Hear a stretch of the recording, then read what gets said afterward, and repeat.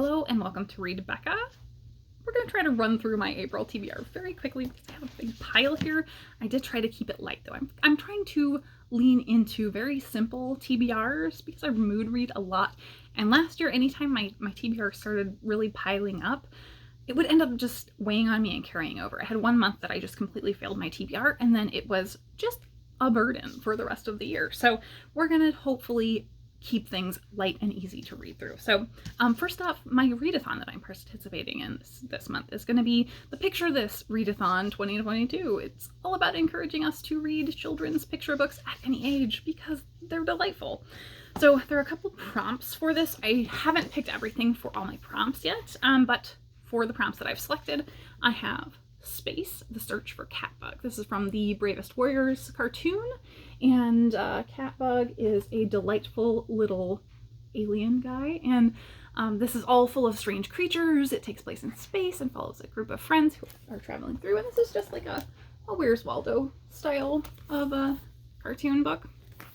And then I have, for friends, I think, I've got A Day in the Life of Marlon Bundo, because of course I have the John Oliver book about gay bunny wedding and just sticking it to haters, really. So this is a delightful book, and I thought it would be great in time with Easter coming up. Then I have the Tea Dragon Society. So for green and red, I'm going to read these, and then I think this will be for home.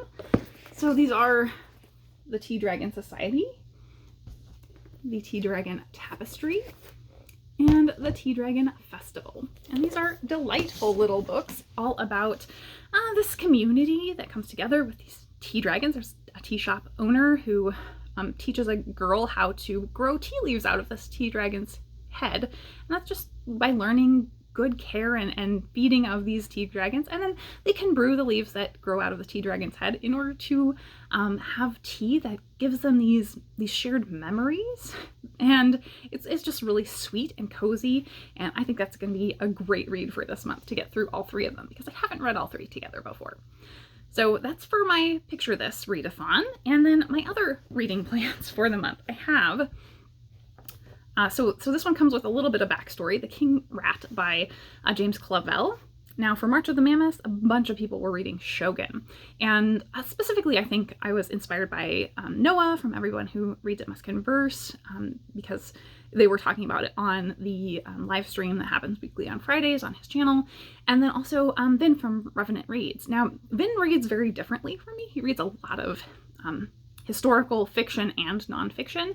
And I had talked last year about how I didn't really read a lot of that, but everything I read, I really enjoyed. So I need to pick up on more historical fiction and nonfiction and biographies.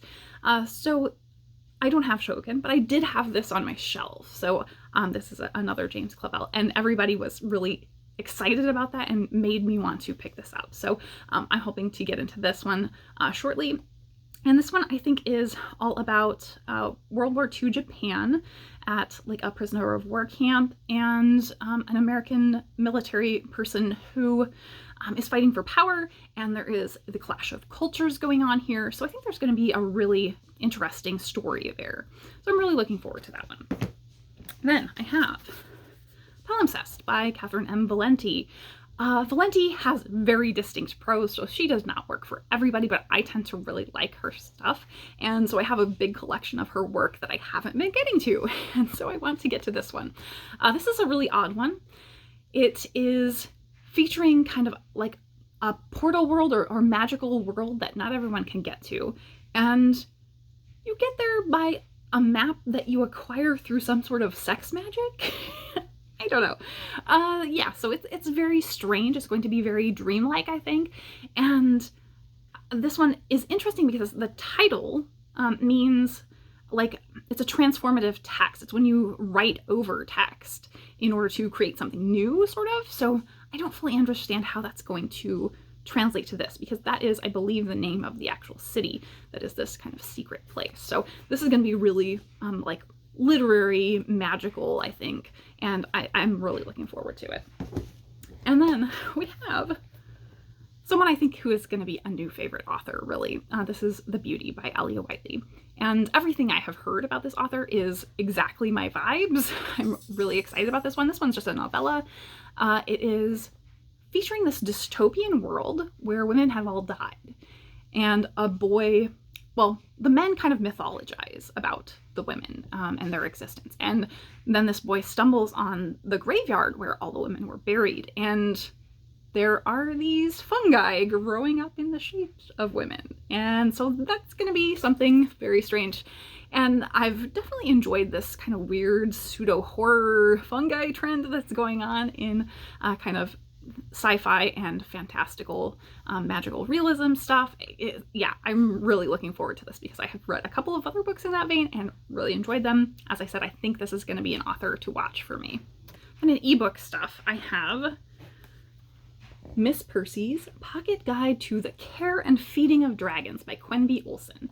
I have read from Olson before. I read The Half Killed, and it was very much a case of like, it's not you, it's me, where the book was really clearly well written, well characterized, but I just didn't get along with the actual plot.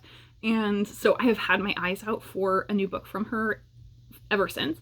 And this one came out late last year, I think, and I picked it up and haven't gotten to it yet. So I'm really stoked to be getting to it. I think it's going to be like historical fantasy, very grounded, and that's how her previous book was. So I think she's going to get the setting down. And this one is all about a woman who inherits dragons. So I think it's going to be pretty cozy and fun. So again, looking forward to that one. Then I have a project, we'll say. So I know a lot of people have been reading booktubers' favorites and enjoying that, and I have a list. Like I made a list in January of all of these booktubers' favorite books of 2021 that I want to get to, and I kept running up against when am I going to fit in this project, right? Especially with BookTube Prize, that's dominated the past couple months, and now with finishing that, I finally sat down and thought about it, and I was like, I have more here than I can do as a single project. Do I want to break this up? I thought about it and realized, let's just do one a month. So my first one for this month is going to be one of Rick McDonnell's favorites from 2021. And this was already on my radar as one I wanted to get to because it sounds so great, but Rick absolutely hyped it up, and that is Appleseed by Matt Bell. I don't know too much about this, and I don't want to really know the plot too much because it sounds like it's going to be extremely strange and weird and wonderful. And it's like climate sci-fi weird that's in the vein of Jeff Vandermeer. So I think it's going to be exactly in my sort of vibes, kind of along the lines of that Alia Whiteley, and I'm so looking forward to it. However, this one is kind of a tome, so I'm waiting till I finish up my current tome in order to pick this one up, but that will be this month. So we're going to get into this and hopefully blaze through this one.